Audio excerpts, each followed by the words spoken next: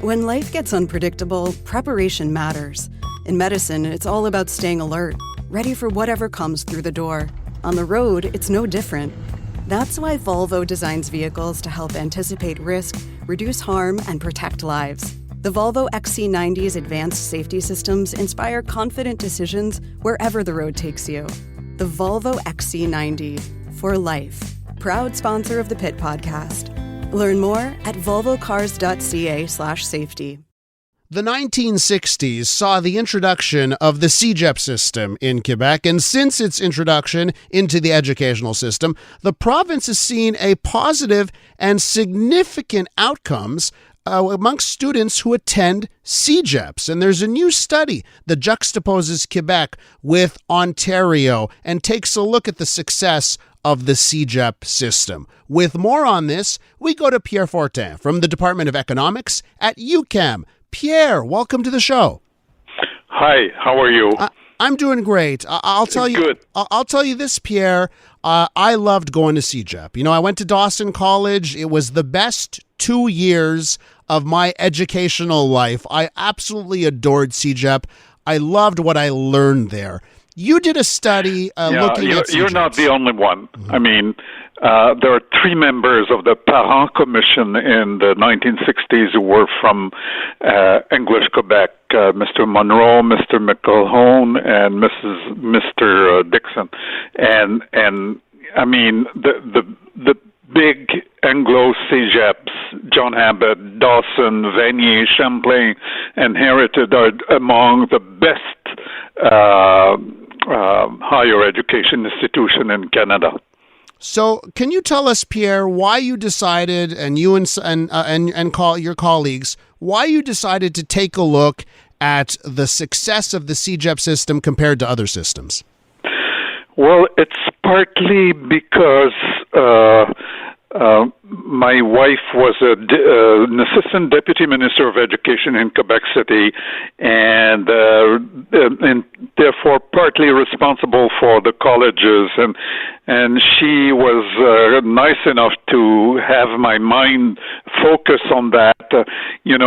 What's the difference between getting a BA degree at the university after 12 years of high school and 4 years at university, and with the difference with the Quebec system, which is 11 secondary, 2 years CEGEP, and 3 years at the university, and what are the differences, and is our system better or not?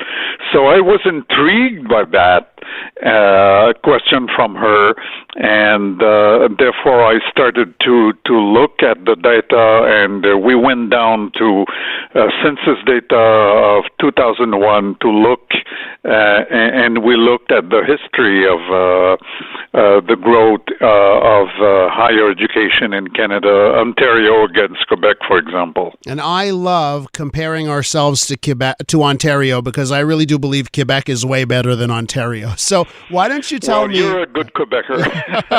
so I wish everyone would be like you.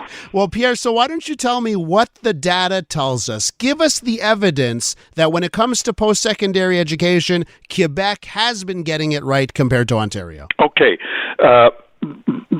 The most important metric to measure the success is, in my view, total years of schooling achieved by young adults. That is, those who are just out of the school system. For example, the 25, 34-year-olds, how many years of schooling have they had? And the answer to this in 2021 was 15 years, 0.4 for young Quebecers and 15 years, 0.5 for young Ontarians. So, in other words, this is within the margin of errors. The CEGEP system in Quebec allows young Quebecers, whether Anglophones or Francophones, to get to exactly the same number of years of schooling. And so those who are of the opinion that the CEGEPS system is an inferior institution,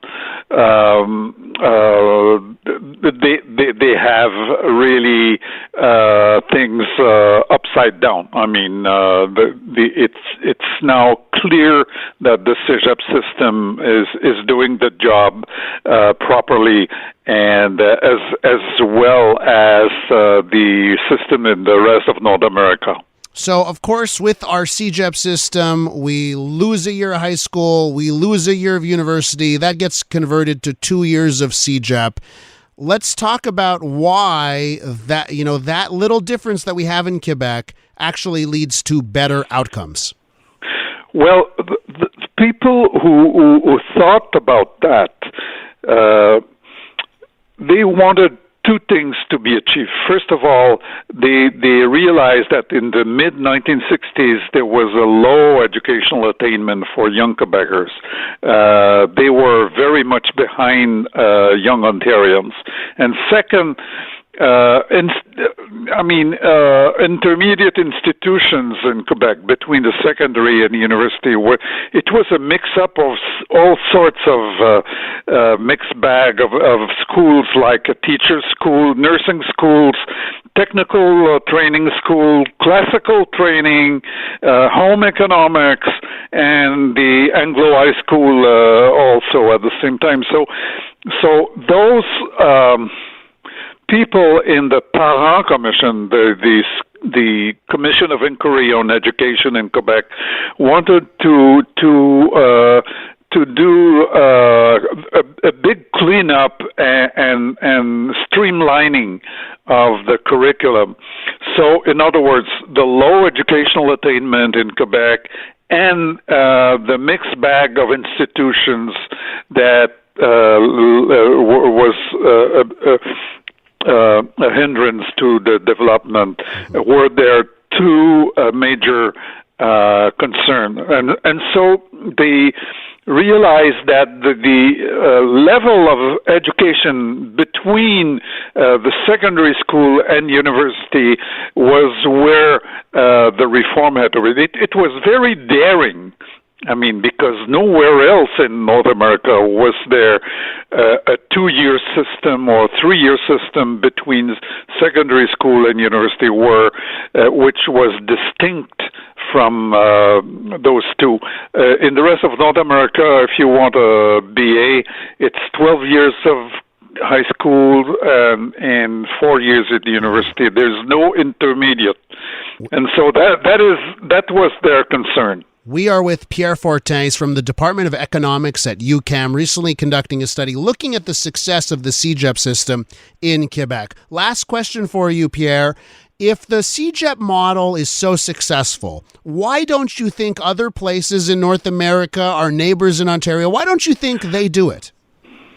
They cannot do this. The reason why other provinces, for example, have not adopted the CEGEP system and do not want to adopt it is very much political. It's because it would require Canadian universities to abandon one of the 4 years leading to a BA and cede it to this new intermediate level that would be the Anglo-Canadian or elsewhere CEGEP system. And also school boards would have to abandon their 12th year and to give it to the new CEGEP system. So and basically, you've seen historically, Ontario universities have always been very reluctant to allow graduates from those community college to go after that to universities.